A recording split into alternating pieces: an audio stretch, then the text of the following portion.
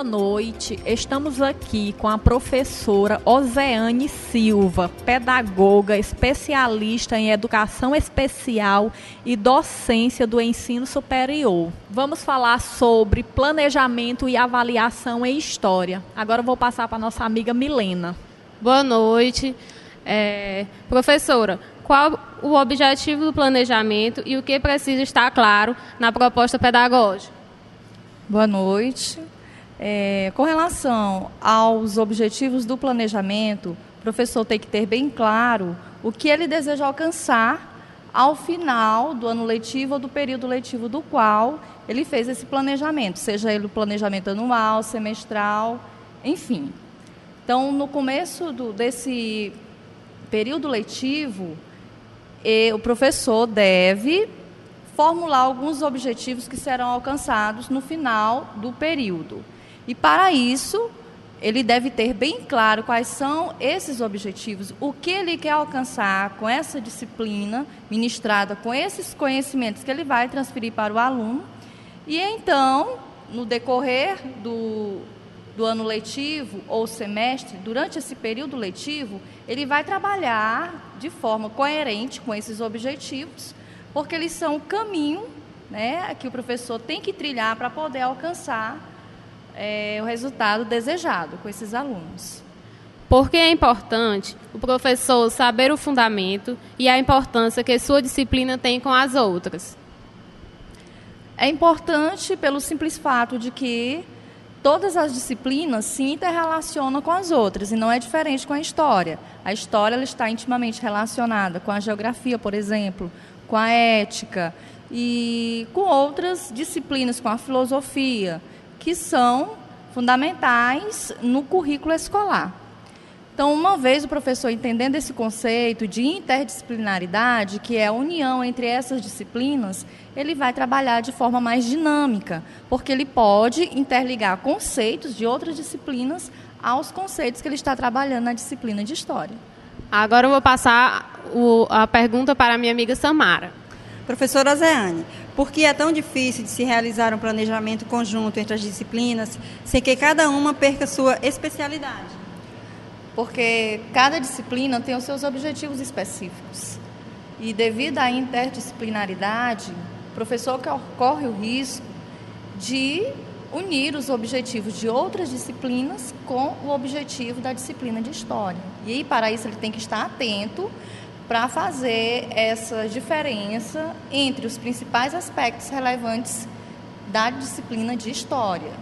Entretanto, ele não pode desassociar as demais disciplinas, uma vez que a interdisciplinaridade existe e deve permanecer no currículo escolar.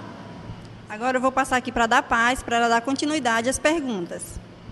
A disciplina História instrumentaliza o aluno para que ele possa construir que tipo de conhecimento? Em primeiro lugar, o professor tem que ter consciência de que é importante a valorização do conhecimento que os alunos já trazem de casa. A partir desse conhecimento prévio, do que os alunos já sabem, o professor vai formular algumas hipóteses, alguns conceitos, e aí começar a trabalhar diversos temas da história, como, por exemplo, as fontes históricas, como surgiram, o que são as fontes históricas, porque são instrumentos de trabalho que o professor pode utilizar e que são muito palpáveis, muito conhecidos pelos alunos. O professor também pode estar fazendo aulas passeios, como, por exemplo, uma aula em um museu da cidade, que conta um pouco da história da cidade. Isso é muito importante, porque o aluno ele vai ter contato direto com a história. Ele vai poder tocar em algum documento, em algum objeto que fez parte da história daquela cidade. Enfim, existem diversas formas do professor trabalhar a história de forma bem concreta. Obrigado, professor. Agora a minha colega Jusilene fará uma outra pergunta. Professora Ozeane, quais as principais orientações didáticas para o ensino de História? Propõe-se para o ensino de História que o professor leve os alunos a conhecerem conceitos que possa promover nesse aluno a criticidade com relação a história do seu povo, como se fundamentou essa história. E a partir dessas críticas construtivas, o aluno ele vai estar reformulando esses conceitos, aprimorando-os. Então, o aluno deve refletir criticamente sobre essas vivências e transformá-las em conhecimento próprio. Para finalizar, professora Ozeane, nós gostaríamos de saber qual o objetivo da avaliação em História. A avaliação em História deve buscar o favorecimento das questões relacionadas aos conceitos ensinados pelo professor. O professor deve mensurar se esses conceitos foram apropriados para esses alunos e se os mesmos conseguiram compreender. Portanto, nós podemos afirmar que a avaliação em História deve ser contínua e sempre buscando favorecer a compreensão dos alunos. O que esses alunos aprenderam, o que ainda podem aprender com relação à disciplina de História. O professor deve sempre estar se perguntando o que ele tem a mais para ensinar para esses alunos. Nessa busca, ambos vão ser favorecidos nesta avaliação, porque nós sabemos que a avaliação não é o final, e sim começo de todo um processo que envolve o aprendizado.